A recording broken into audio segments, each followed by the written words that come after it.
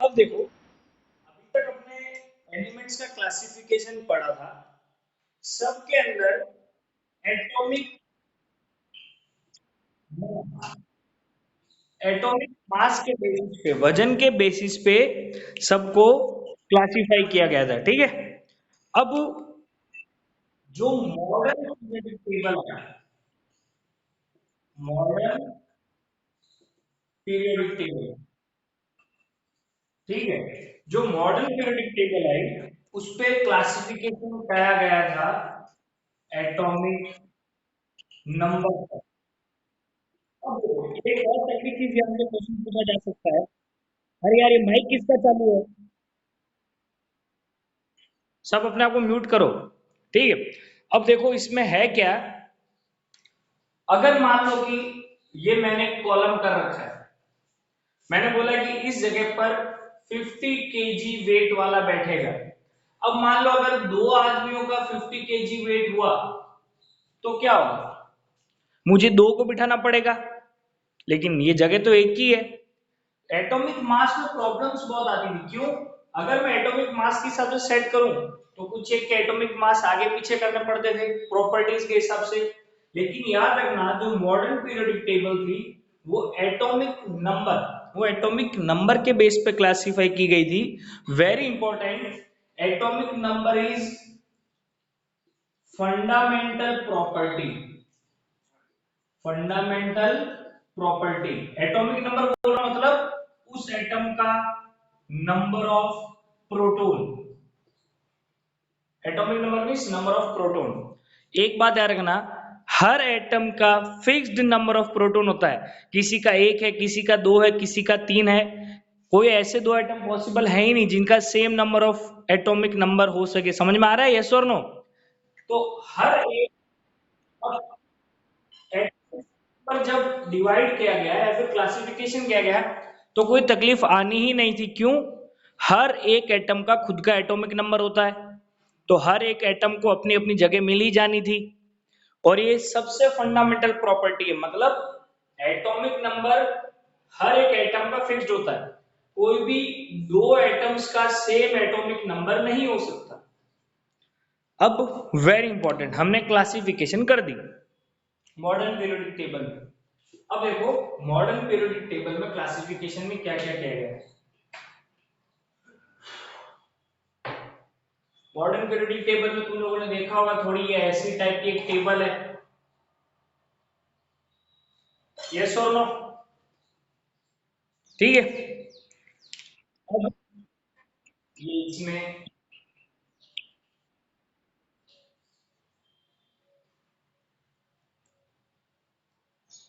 ऐसे है ना, तो ये वाली जो हॉरिजॉन्टल रोज है, ये पूरी की पूरी, इसको कहा गया है पीरियड। इसको क्या कहा गया है? पीरियड। ठीक है। तो याद रखना, मॉडर्न पीरियोडिक टेबल के अंदर ऐसे 7 पीरियड्स है। 1 2 3 4 5 6 7। ठीक है। मॉडर्न पीरियोडिक टेबल के अंदर ऐसे टोटल कितने पीरियड्स है? 7। अब देखो, एक बात तो तुम्हें याद रखनी ही पड़ेगी, मैं बार बार वर्ड यूज कर रहा हूं periodic table. Periodic table means fixed time या फिक्स्ड थिंग। पीरियड मींस जो चीज बार बार रिपीट हो। एक्चुअली ये जो अपना पीरियोडिक टेबल है ना, इसके अंदर प्रॉपर्टीज बार बार रिपीट होती है, वो भी अपने पता लगाएंगे, डोंट वरी। कैसे? पहले ये बताओ, ये पता चला पीरियड्स क्या है? ये हॉरिजॉन्टल वाली, ठीक है। और अपनी मॉडर्न पीरियोडिक टेबल के अंदर ऐसे कॉलम्स है।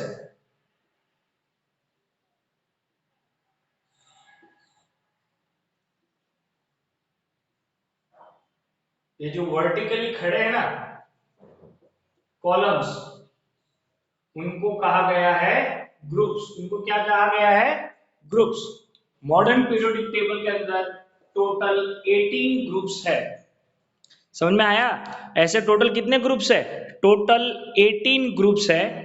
याद रखना, ग्रुप के जितने भी एलिमेंट्स होंगे मतलब इस पूरे ग्रुप में जितने भी एलिमेंट होंगे उन सब की सेम प्रॉपर्टीज होगी, उनकी क्या होगी, सेम प्रॉपर्टी होगी। वेरी इंपॉर्टेंट, सेम प्रॉपर्टी क्यों होगी, क्योंकि सबकी वैलेंसी सेम होगी, वो भी हम अभी देख लेंगे, डोंट वरी। हर एक चीज अपने को धीरे धीरे पता चल जाएगी। पहले सिर्फ ये बताओ, तुमको ये चीज पता चली कि पीरियड्स कितने हैं एंड ग्रुप्स कितने हैं? ऐसे 1 2 3 4 5 6 7 पीरियड है, और ग्रुप्स 1 2 3 ऐसे टोटल अपने 18 ग्रुप्स है। देखो मैंने तुमको एक काम दिया था कि तुम लोग 1 to 50 तक का जो एटॉमिक नंबर की सीरीज है वो याद करो। याद तो नहीं की होगी, वेरी गुड।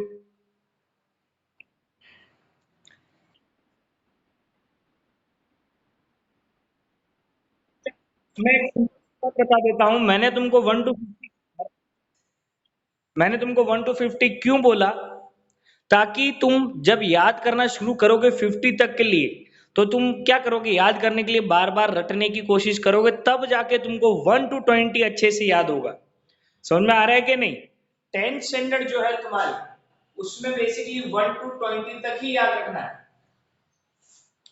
समझ में आ रहा है? मैंने 1 to 50 बोला इसलिए, ताकि तुम क्या है कि 1 to 50 के लिए बार बार बोलोगे, वो बार बार बोलोगे, बार बार बोलोगे, तो तुमको 50 तक तो याद नहीं हो पाएगा, लेकिन 1 to 20 तक पक्का याद हो जाएगा। और बेटा ट्रिक तुम खुद बना लो। ट्रिक में तो क्या, trick you yourself can create, और 20 नाम रट लो सीरीज में। अब देखो, it depends on you how you want to learn. मैंने ट्रिक नहीं, मैंने तो रटा ही था, सच बोलूं तो। अब वो फिर से इधर एक ध्यान दो, तुमको कुछ एक चीजें समझनी पड़ेगी।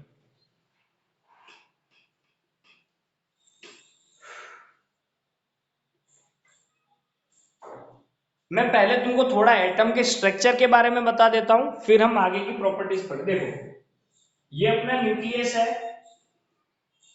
और ये शेल्स। ये कौन है? शेल्स। एटम का स्ट्रक्चर ऐसा ही होता है। न्यूक्लियस के अंदर होते हैं न्यूट्रॉन्स एंड प्रोटॉन्स। न्यूक्लियस के अंदर क्या होता है? प्रोटॉन्स। यस और नो? और जो इलेक्ट्रॉन्स है वो चारों तरफ घूमते रहते हैं। अब होता क्या है, सबसे पहली ये जो है ना शेल, उसका नाम है के, उसके बाहर वाली का एल, उसके बाहर वाली का एम। याद रखना, पहली शेल में 2 एटम्स होते हैं, दूसरी में 8। वैसे 2 8 8 18 होता है, लेकिन मैं तुमको बताता हूं। एक चीज ध्यान रखना, इनकी एटम क्या ट्राई करेगा, या तो जो मेरी शेल है, या तो वो कैसी होनी चाहिए, फुल्ली भरी हुई, या फिर फुल्ली एम्प्टी। समझ में आ रहा है कि नहीं? कोई भी एटम क्या ट्राई करता है कि या तो जो मेरी शेल हो, कोई भी के एल एम एन पी जो भी, या तो वो पूरी के पूरी भरी हुई होनी चाहिए, या फिर वो पूरी के पूरी क्या होनी चाहिए, खाली। समझ में आ रहा है? स्टेबल होने का ट्राई करते हैं ये। फॉर एग्जाम्पल, मैं तुमको हर एक चीज का पहले कंसेप्ट समझा देता हूं। एटॉमिक नंबर हाइड्रोजन, दूसरा नंबर हीलियम, तीसरा हाइड्रोजन हीलियम लिथियम, फिर beryllium, boron, carbon, nitrogen, oxygen.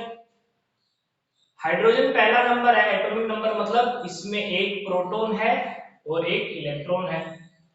Helium दूसरा नंबर है, मतलब इसमें दो प्रोटॉन है और दो इलेक्ट्रॉन है। लिथियम तीसरा नंबर है, मतलब इसमें तीन प्रोटॉन है और तीन इलेक्ट्रॉन है। याद रखना, मैं छेड़खानी इलेक्ट्रॉन के साथ कर सकता हूं, प्रोटॉन के साथ नहीं। समझ में आ रहा है मैं क्या कहना चाहता हूं? यस और नो?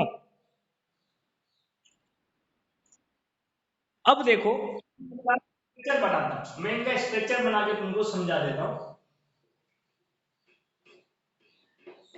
अब देखो, हाइड्रोजन, में ये न्यूक्लियस और ये एक शेल, ठीक है? मतलब हाइड्रोजन में एक प्रोटॉन है और एक electron, one proton and one electron. ये हाइड्रोजन का एटॉमिक स्ट्रक्चर है। समझ में आ रहा है? यस और नो? हीलियम, दो प्रोटॉन है दो ही इलेक्ट्रॉन है। अब देखो सबसे पहली शेल कौन सी होती है, के। ये के शेल, ये के शेल, के अंदर दो इलेक्ट्रॉन होते हैं। देखो ये दो इलेक्ट्रॉन की जगह भर गई। अब मैं आया लिथियम पे। लिथियम के अंदर तीन प्रोटॉन।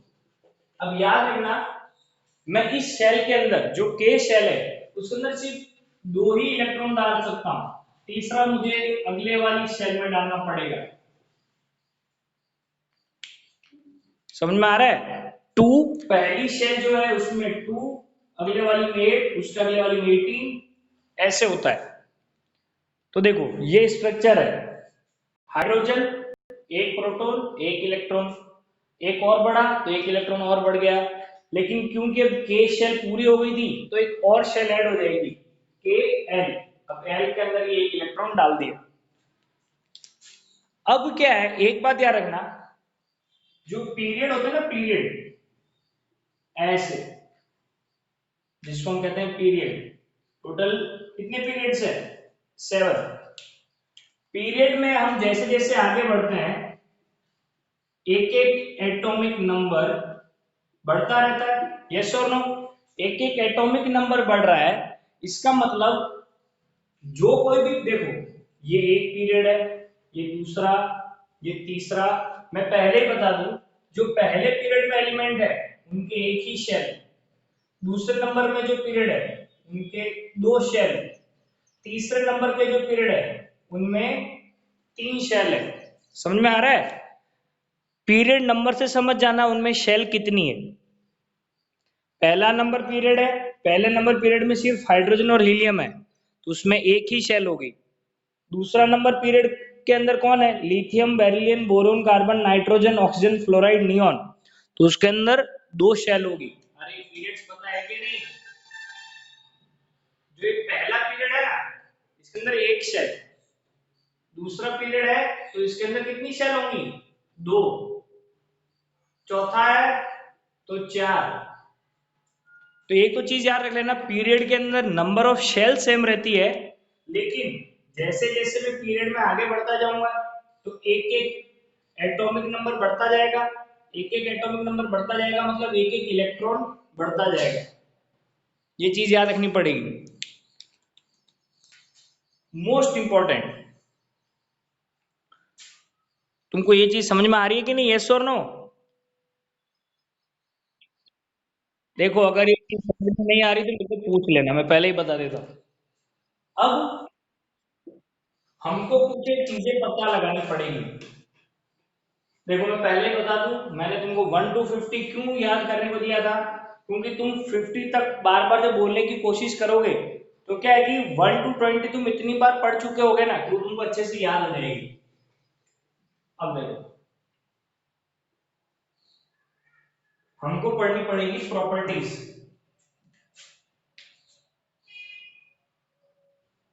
प्रॉपर्टीज मतलब प्रॉपर्टीज किसके अंदर, प्रॉपर्टीज ग्रुप्स के अंदर एंड प्रॉपर्टीज पीरियड्स के अंदर। मतलब अगर मैं एक पीरियड में आगे बढ़ता जाऊं तो क्या क्या होगा, अगर मैं ग्रुप में नीचे जाता जाऊं तो क्या क्या होगा, कौन कौन सी प्रॉपर्टीज है। सबसे पहली वैलेंस इलेक्ट्रॉन्स, दूसरी वैलेंसी, तीसरी एटॉमिक साइज, चौथा metallic character, fifth property chemical reactivity and sixth property nature of oxide. Don't worry, क्या मैं अभी तुमको बताऊंगा। इसके अंदर करना है क्या है, अगर हमें क्या पता लगाना है, ये मान लो मेरी पीरियोडिक टेबल है, ये कोई एक पीरियड है। अगर मैं इस पीरियड में लेफ्ट से लेके राइट की तरफ जाता हूं, इधर जाता हूं, तो इधर जाने पर इन प्रॉपर्टीज को क्या असर पड़ेगा वो चीज पता लगानी है। और जब ग्रुप्स की बात करेंगे तो मैं एक एक ग्रुप नीचे जाता हूँ, तो वो क्या असर पड़ेगा या सेम ग्रुप में क्या असर पड़ेगा वो पता लगाना है। तुम लोगों को वैलेंस इलेक्ट्रॉन और वैलेंसी के बीच में फर्क पता है, यस और नो? नहीं है तो एक बार समझ लो। अगर मैं बात करता हूं वैलेंस इलेक्ट्रॉन्स, मतलब number of electrons in outermost shell, और वैलेंसी का मतलब कॉम्बाइनिंग कैपेसिटी। डोंट वरी, समझा दो। अपने ऑक्सीजन ले लें, ऑक्सीजन ऑक्सीजन ऑक्सीजन ऑक्सीजन का एटॉमिक नंबर क्या है? कोई मेरे को बता सकता है ऑक्सीजन का एटॉमिक नंबर क्या है? एनीवन? अरे बेटा पढ़ो पढ़ो। ऑक्सीजन का एटॉमिक नंबर है 8। रटो, hydrogen, helium, lithium, beryllium, boron, carbon, nitrogen, oxygen. Oxygen का एटॉमिक नंबर है 8। ऑक्सीजन, इसका एटॉमिक नंबर है 8। 8 एटॉमिक नंबर मतलब 8 ही प्रोटॉन्स एंड 8 ही इलेक्ट्रॉन्स। मैं इसका भी स्ट्रक्चर बनाता हूं। ये न्यूक्लियस, इसके अंदर 8 प्रोटॉन, पहली शेल, दूसरी शेल। देखो 8 इलेक्ट्रॉन्स है, तो पहले 2 इलेक्ट्रॉन्स तो इसके अंदर आएंगे, पहली शेल के अंदर। समझ में आ रहा है पहली शेल में कितने इलेक्ट्रॉन्स आते हैं? 2। यस और नो? अब 8 इलेक्ट्रॉन में से 2 इलेक्ट्रॉन तो मैंने पहली में डाल दिए, अब बाकी बचे 6 इलेक्ट्रॉन। दूसरी शेल में कितने आते हैं? 8 इलेक्ट्रॉन। तो देखो मैं 6 डाल देता हूं, 1 2 3 4 5 6, 1 2 3 4 5 6।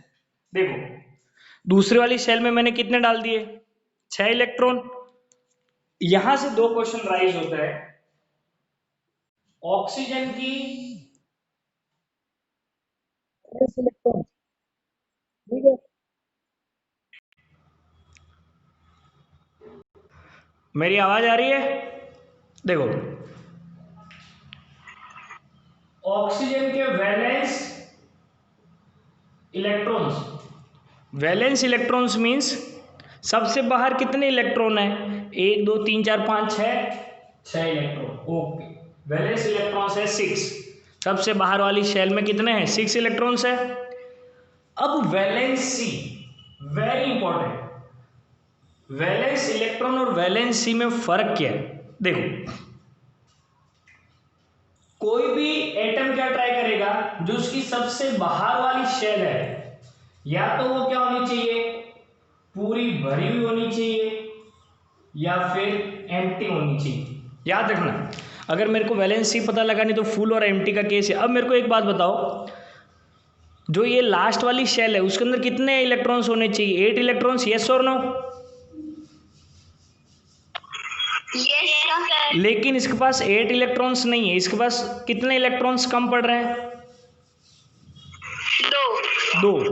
तो मेरे को ये बताओ, पूरी भरने के लिए मेरे को 2 एटम चाहिए, और पूरा खाली करना हो मेरे को, मान लो कि पूरी की पूरी मेरे को खाली करनी है लास्ट शेल, तो कितने इलेक्ट्रॉन्स निकालने पड़ेंगे? 6, यस और नो?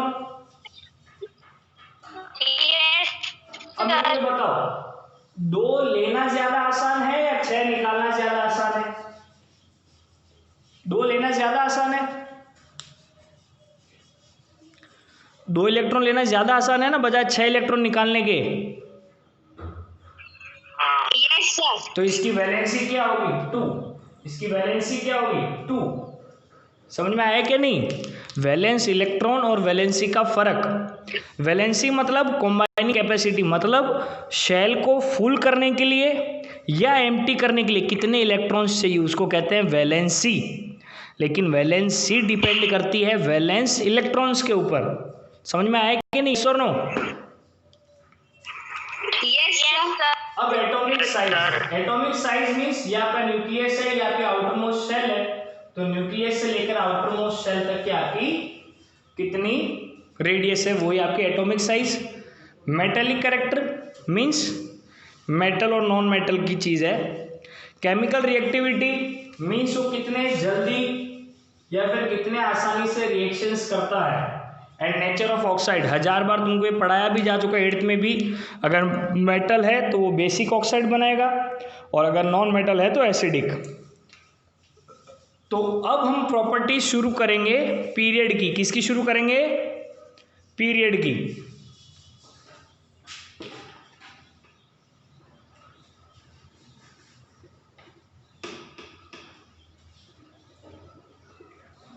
तुमको समझ में आ रहा है कि नहीं आ रहा? नहीं आ रहा तो बता देना। Yes sir.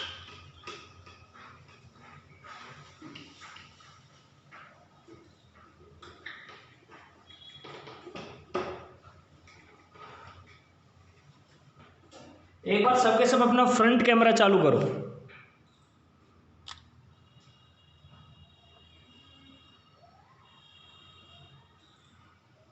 Hurry up hurry up.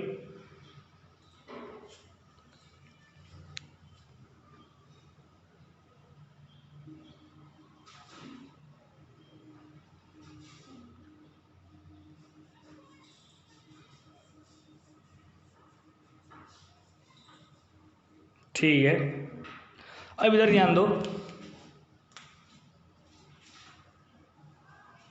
ये पीरियड, और पीरियड में हमको जाना है लेफ्ट टू राइट। ठीक है, मैं हर बार किसी एक ही पीरियड का एग्जांपल लूंगा। तो मैं ले लेता हूं सोडियम, मैग्नीशियम, एल्यूमिनियम। रटा हुआ है कि नहीं? सोडियम, मैग्नीशियम, एल्यूमिनियम, बाद में क्या आएगा? Silicon, phosphorus, sulphur, calcium, sorry chlorine, argon. तो ये अपना एक पीरियड है। ऐसे कितने पीरियड होते हैं? 7 पीरियड होते हैं। तो मैं एक एक पीरियड का ही तुमको समझाऊंगा। Sodium, magnesium, aluminium. ठीक है, अब एक एक करके प्रॉपर्टी देखते हैं। सबसे पहला वैलेंस इलेक्ट्रॉन्स, मतलब सोडियम का एटॉमिक नंबर कितना है? 11। मैग्नीशियम का 12, एल्यूमिनियम का 13। इसका 11 एटॉमिक नंबर है, मतलब पहली शेल में 2, दूसरी शेल में 8, मतलब पहली शेल में 2 इलेक्ट्रॉन होंगे, दूसरी में 8, और तीसरी में कितने होंगे? 1। मैग्नीशियम के अंदर क्या होगा? पहली शेल के अंदर 2, दूसरी शेल के अंदर 8, तीसरी के अंदर 2। अब 2, 8, 3। तुमको ये समझ में आ रहा है मैंने लिखा क्या है? 11 मतलब 11 इलेक्ट्रॉन है। पहली शेल में 2, दूसरी शेल में 8, तीसरी में 1। इसके अंदर तीसरी के अंदर 2, इसके अंदर तीसरी के अंदर 3। तो मेरे को ये बताओ, अगर हम लोग पीरियड में लेफ्ट टू राइट जाएंगे तो वैलेंस इलेक्ट्रॉन्स क्या हो रहे हैं? बढ़ रहे हैं। Increase. Very good, valence electrons increase हो रहे हैं। दूसरी प्रॉपर्टी वैलेंसी। दूसरी प्रॉपर्टी कौन सी है? वैलेंसी। तो चलो वैलेंसी के लिए पहले मैं पूरा पीरियड पूरा लिख देता हूँ। Aluminium, silicon, phosphorus, aluminium, silicon, phosphorus. अरे तुम लोगों ने कुछ रट रूट भी रखा है क्या? ऐसे बैठे ही हो घर पर, पूरे दिन बैठे रहते हो क्या? इसको रट लो अपने नाम की तरह, तुम्हारे नाम की तरह। ठीक है, सल्फर, क्लोरीन, आर्गन। 281, 282, 283, 284, 285, 286, 287, 288। वैलेंसी कैसे पता लगाना है? मेरा वैलेंसी का कंसेप्ट आता है, मेरे को ये कर लेना है कि मेरी शेल या तो पूरी भरी होनी चाहिए या पूरी क्या होनी चाहिए, एम्प्टी। अब मेरे को एक बात बताओ, सोडियम के अंदर देखो तुम लोग, सोडियम के अंदर मेरी लास्ट शेल में एक ही इलेक्ट्रॉन है, बल्कि होने चाहिए 8 इलेक्ट्रॉन। तो 8 इलेक्ट्रॉन करने के लिए या तो मेरे को 7 लेने पड़ेंगे पूरी भरने के लिए, या फिर खाली करने के लिए मेरे को एक निकालना पड़ेगा। ज्यादा आसान कौन सा, 7 लेना या एक निकालना? एक निकालना। इसको निकाल दो, एक निकाला, इसमें 2 निकाल दो, इसमें 3 निकाल दो। अब देखो यहाँ पे 4, मेरे को सिलिकॉन के अंदर, वेरी इंपॉर्टेंट, सिलिकॉन के अंदर ये जो लास्ट शेल है उसमें 4 इलेक्ट्रॉन है। अगर मेरे को फुल करने हो, 8 करने हो, या तो 4 निकालने पड़ेंगे या 4 लेने पड़ेंगे। तो निकालना आसान है 4 या 4 ज्वाइन करना, दोनों बराबर ही है। तो ये अपनी मर्जी से या तो ज्वाइन कर लेगा 4 या फिर निकाल देगा। समझ में आ रहा है कि नहीं, यस और नो? अब ये 5, इस 5 के अंदर पूरा करने के लिए मेरे को 3 जोड़ लेना ज्यादा सही रहेगा या 5 निकाल देना ज्यादा सही रहेगा? अगर मैं 3 ऐड कर लूँ ना फॉस्फोरस के अंदर तो मेरी शेल फुल हो जाएगी, यस और नो? तो अब ध्यान दो, तो देख लो इधर 1 2 3 3 2 1। मतलब अगर वैलेंसी की बात आए, वैलेंसी की, तो अगर मैं लेफ्ट टू राइट जाऊंगा तो पहले इंक्रीज होगी और बाद में क्या होगी, डिक्रीज। फर्स्ट इंक्रीज और बाद में डिक्रीज। समझ में आया, यस और no? Yes sir. Yes sir. अब देखो ये, अब तीसरा चीज है एटॉमिक साइज। तीसरी चीज है एटॉमिक साइज। याद रखना, पीरियड का जो लास्ट नंबर पर जो एलिमेंट है ना, वो कौन सी है, नोबल गैस। मतलब उनकी वैलेंसी कितनी है, 0। उनका शेल ये देख रहे हो 8 नंबर का फिक्स्ड पूरा भरा हुआ ही रहता है, तो उनको नोबल गैसेस कहते हैं। उनकी वैलेंसी है 0, ठीक है। अब है एटॉमिक साइज। तो देखो मैं पहले सोडियम का, ये रहा सोडियम, 1 2 3। मैं एल्यूमिनियम बना देता हूं, ये एल्यूमिनियम के न्यूक्लियस, 1 2 3। Very important. पहले मेरे को ये बताओ, इलेक्ट्रॉन और प्रोटॉन क्या करते हैं एक दूसरे को? रिपेल। अरे इलेक्ट्रॉन और प्रोटॉन, इलेक्ट्रॉन और प्रोटॉन, हाँ।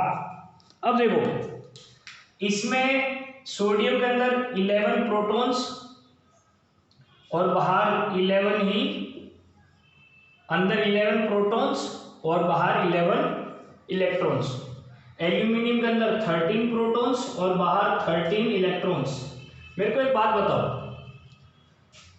एल्यूमिनियम मतलब सोडियम के अंदर भी 3 ही शेल है, इसके अंदर भी 3 ही शेल है। अब मेरे को ये बात बताओ, ये अट्रैक्ट कर रहा है लेकिन इसमें अट्रैक्ट 11 लोग ही कर रहे हैं, ये अट्रैक्ट कर रहा है लेकिन इसमें अट्रैक्ट 13 लोग कर रहे हैं। ज्यादा नजदीक कौन सा आ जाएगा? Sir can you please repeat? Okay कोई बात नहीं। चलो मान लो कि मैं किसी चीज को खींच रहा हूं, एक तो हम लोग 11 लोग मिलके खींच रहे हैं तो वो मेरे नजदीक आएगी, या हम लोग 13 लोग मिलके खींच रहे हैं तो ज्यादा नजदीक आएगी? पहले वाले केस में। पहले वाले केस में क्या दिया, क्या हो गया तुमको? सर कुछ सुना ही नहीं दे रहा है ढंग से। चलो ये प्रोटॉन, ये 13 प्रोटॉन इन 13 इलेक्ट्रॉन को इधर अट्रैक्ट कर रहे हैं, ये 13 इधर जाना चाहते हैं, ये प्रोटॉन इनको अट्रैक्ट कर रहा है, इधर ये 11 इनको अट्रैक्ट कर रहे हैं। ज्यादा ताकत किस में होगी, ओवरऑल ज्यादा फोर्स ऑफ अट्रैक्शन किस में होगा?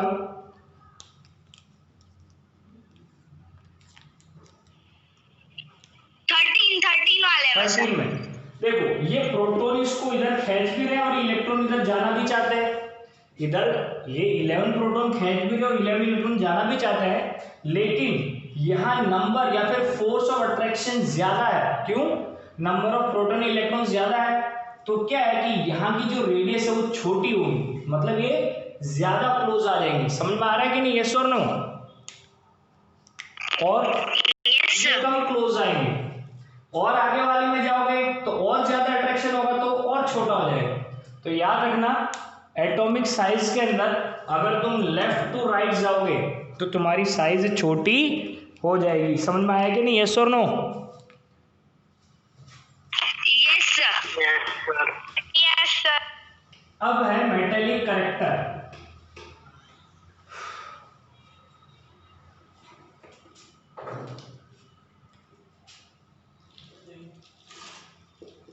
Sodium, magnesium, aluminium, chlorine, argon.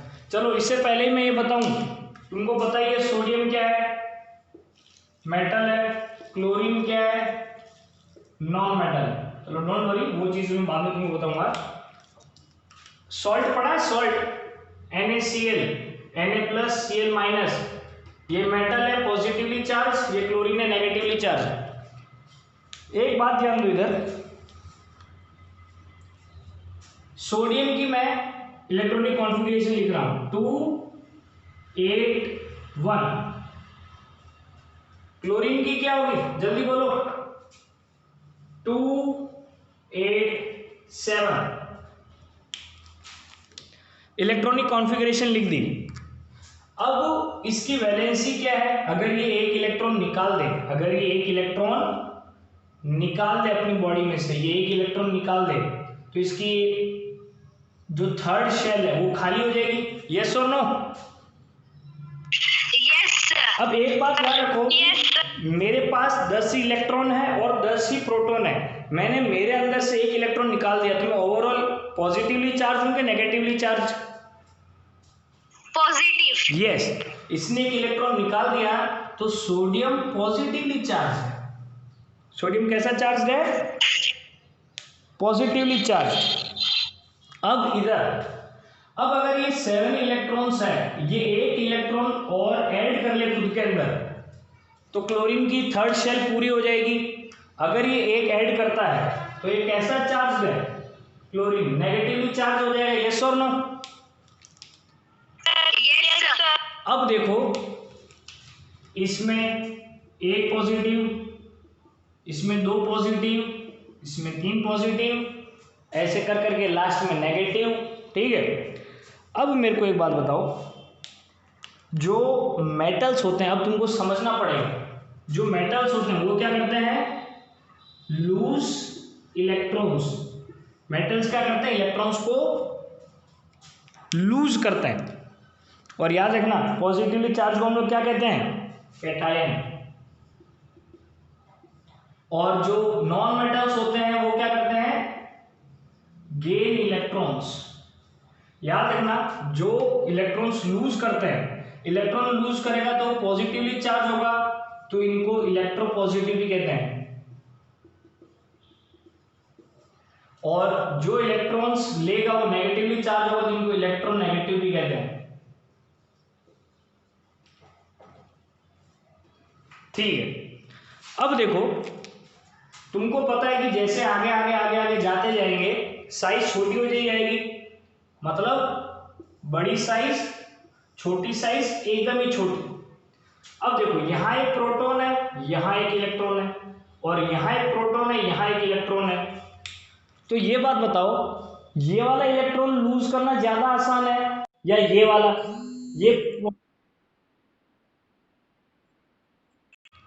ये प्रोटॉन, देखो तुमको पता है कि पीरियड के अंदर लेफ्ट साइड में बड़ी साइज होती है और बाद में छोटी होती जाती है। ठीक है, अब क्या है, ये दूर है, देख रहे हो, इसमें इलेक्ट्रॉन्स और प्रोटॉन दूर है, तो इसको लूज करना ज्यादा आसान है।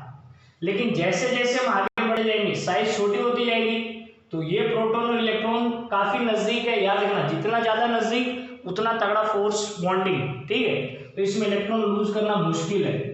तो याद रखना metallic character means loose electrons. तो लेफ्ट साइड इलेक्ट्रॉन्स लूज करना आसान है, और जैसे जैसे आगे जाते जाओगे इलेक्ट्रॉन्स मुश्किल से लूज होंगे, वहां इलेक्ट्रॉन गेन ज्यादा होंगे। तो जैसे तुम लेफ्ट टू राइट जाओगे मेटेलिक करेक्टर क्या होगा, डिक्रीज। समझ में आ रहा है, यस और नो?